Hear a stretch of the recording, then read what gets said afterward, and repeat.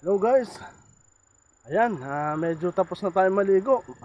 Time check alas 5 na ng hapon ano. So medyo malamig na. Pero once again ipapakita ko ulit yung Daraitan ano, yung Daraitan River na ilog. Wow, para kang nasa Palawan guys. So ayan, so akit na tayo doon kay Suzuki, nag-aantay na siya. Ayun. So let's go guys, samahan niyo ako sa ating paglalakbay.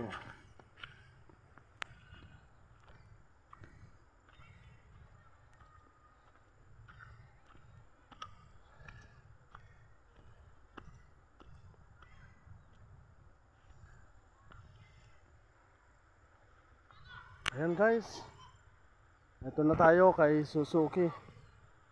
So once again ipapakita ko ulit yung unahan. Ayun yung bandang ilog. So hanggang sa muli po at magandang hapon sa inyong lahat.